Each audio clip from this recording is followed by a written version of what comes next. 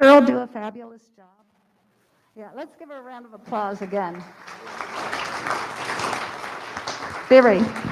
Just, I wish I could play the piano like she can. Actually, I wish I could play the piano at all, besides chopsticks. But fabulous job. Thank you so much. But, gosh, thank you. I think I'm getting some feedback here. No, we're not. Okay.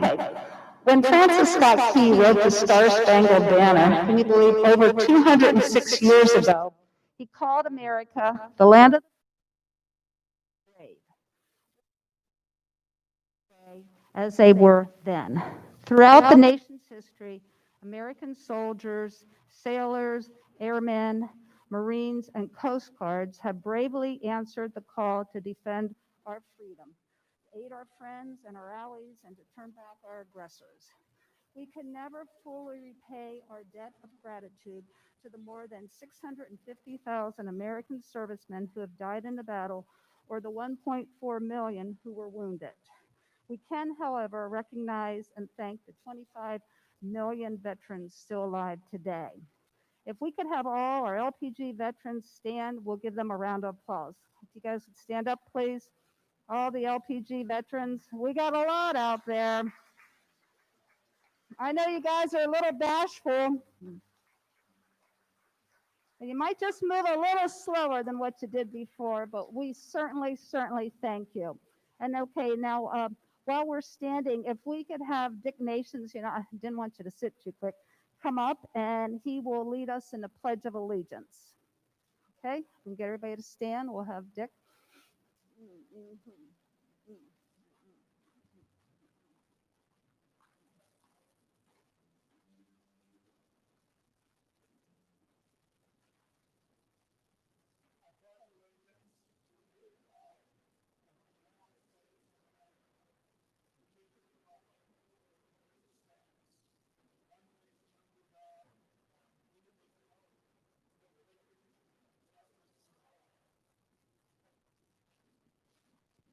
Thank you.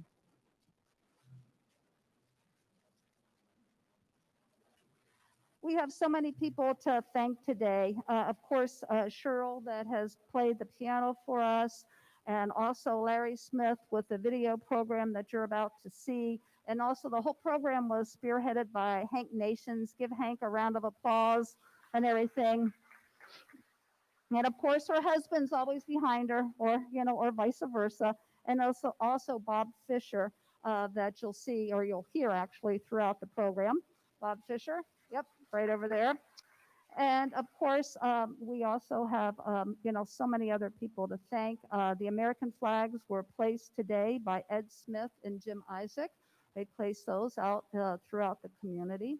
And of course, Bill over here helping us with the sound, and Les, and we also have Lois back there, and Kim Shumate that helped with the ice cream. So everybody deserves a round of applause. We appreciate them so much.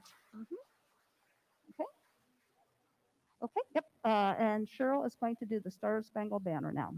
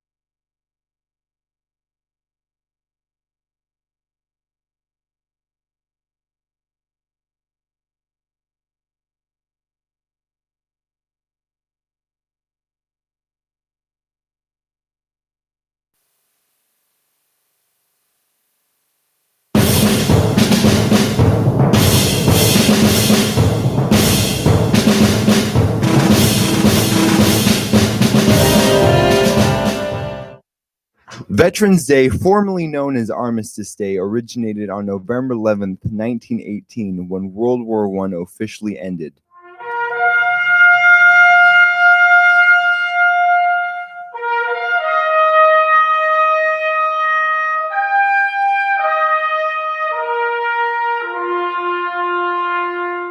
An armistice, or a temporary cessation of hostilities, was declared between the Allied nations and Germany.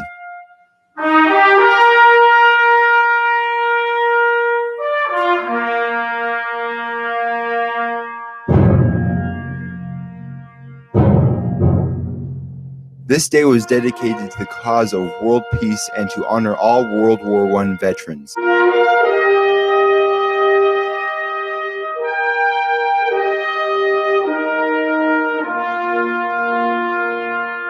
This day was to be celebrated and known as Armistice Day.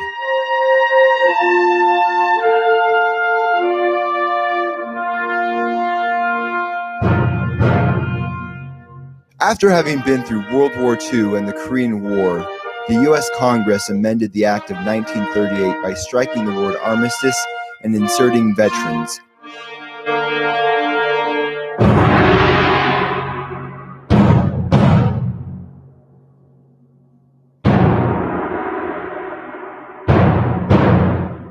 President Dwight D. Eisenhower signed the legislation on June 1st, 1954.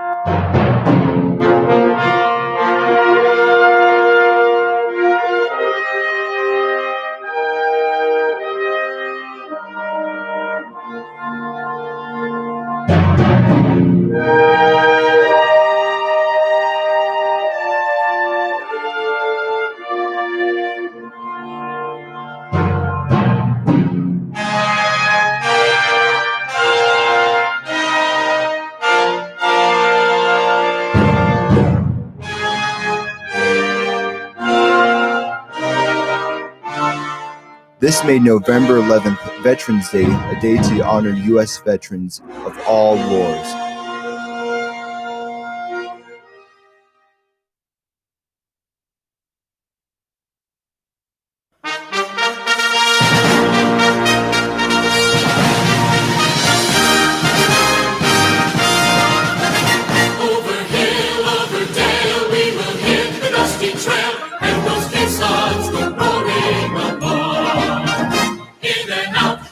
Shout, counter marching all about, and those caissons go rolling along. For it's high, high in the field artillery. Count out the numbers on us, 1, 2, 3, 4, 1, 2, 3. And wherever you go, you will always know that those caissons go rolling along.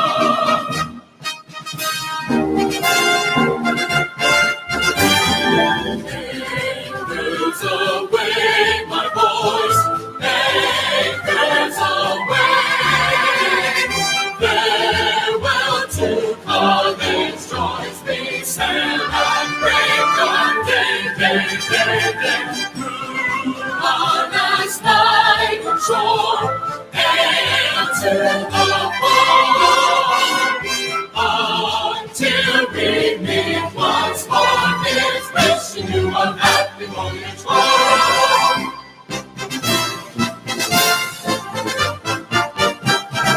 We're always ready for the call. We place our trust in Thee. Through howling gale and shot and shell to win our victory. Sandberg provides is our guide, our pledge, our motto too. We're always ready to or die. I constantly fight for you.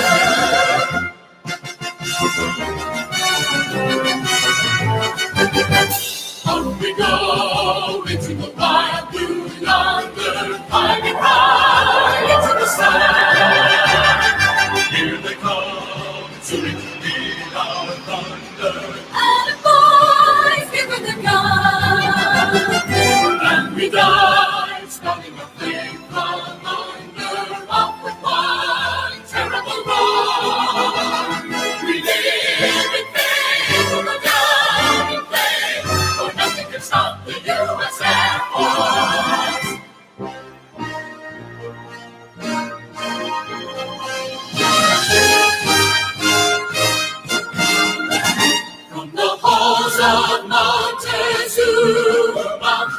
shores of Tripoli. We will fight our country's battles in the air, on land and sea. First we fight for right and freedom, and to keep our mother free. We are proud to claim the title of United States of Army, Navy, Coast Guard, and Mars, the United States of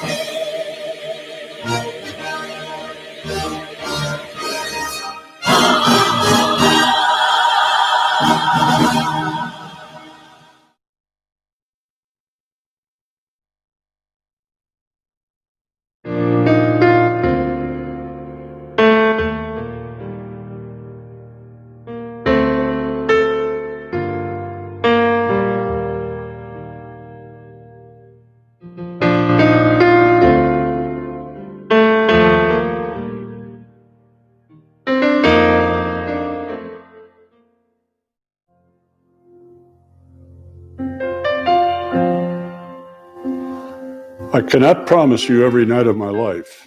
I cannot promise to be beside you for every difficult moment, every trial, every hardship. In truth, I can promise you that I will not be with you for most. I will leave you at inconvenient times. I may miss the birth of our children. Any special date to us may be tainted with the anniversary of the death of one of my friends. I will ask you to take over whatever life we have built together for months and years at a time, and will then crash back into that life that you have used your sweat, your tears, and your heartache to keep together and try to take it back as I knew it before. I will shut you out at times because it will be the best way for me to hold it together at that moment. I will lie to you. I will tell you I don't know things when I do. I will not always tell you where I am going, when I will be back, or who I am with. I may not call you for weeks and months, and you will not be able to call me. You will ask questions I won't answer. I will know answers to questions that you will hope you will never need. I will share things with my brothers that you will never understand. They will know things about me that you never will. They will be a support to me in some things that you cannot be. I will miss birthdays. I will miss anniversaries. I will have to get to know our children over and over again. I may need some time to process things that seem natural to everyone else. It will seem that someone or something will always take precedence over you.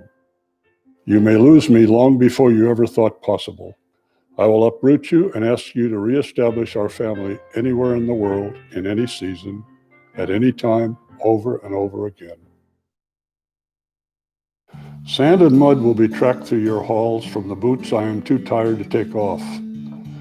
I will leave you when you beg me not to. I will stand at attention while you cry beside me. I will not turn my head, and I will walk away. I will knowingly break your heart, and I will do it again and again. I cannot promise you all of me. I cannot promise that to our children. I cannot promise you much of anything. But if you will have me, I can promise that as I march away from you, it is not without sharing your heartache. I promise you that every time I break your heart, I will be breaking mine. Every time that I cannot answer you, I will be protecting you. Whenever you want to call and you have no number to dial, I'll be wanting to do the same. I will protect everything that we have created together with every fiber of my being, while you do the same thing back home. I will honor you in everything, every moment that we are apart, and every moment that I'm with you. I will fight harder and push further, knowing that I do so for you. I will see the faces of our children in every life that I protect, and I will carry you with me in everything until my sandy boots once again sit just inside our door. My uniform is squared away, and I begin my life as a proud veteran.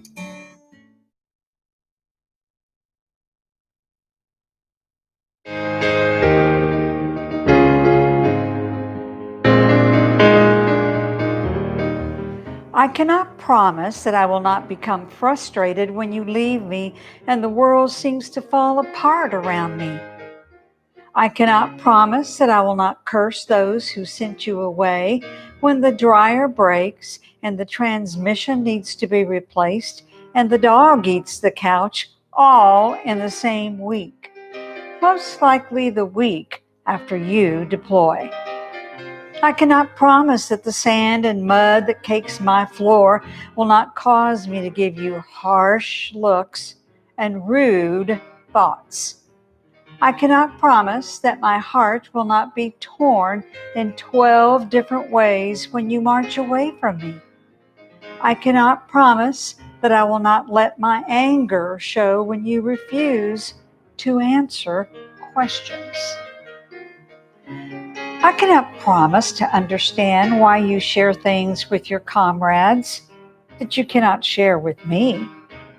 I cannot promise that there won't be times when my heartache makes its presence known before my pride can even mask it. I cannot promise that I will not show my worry and my concern when it is best for you not to see it. I cannot promise to understand why you do so many of the things that you do.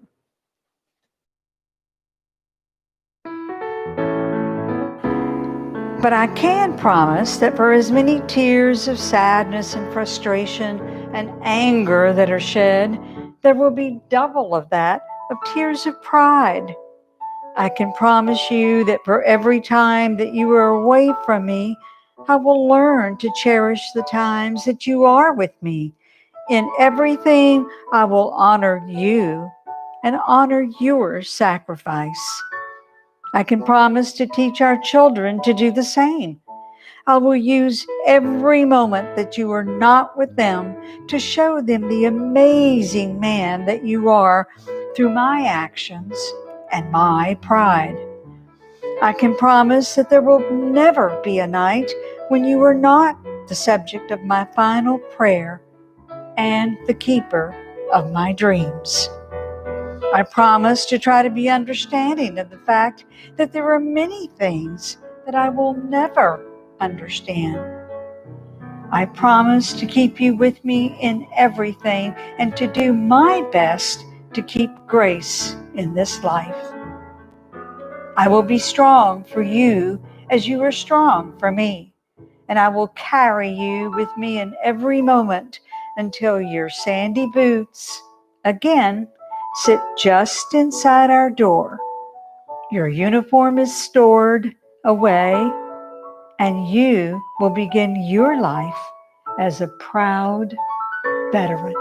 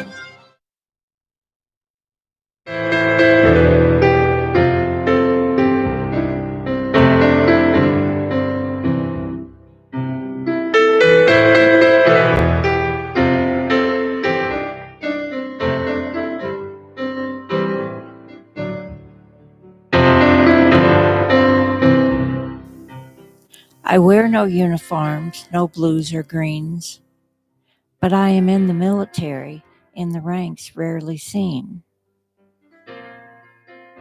I have no rank upon my shoulders, salutes I do not give, but in the military world is where I live and am rarely seen.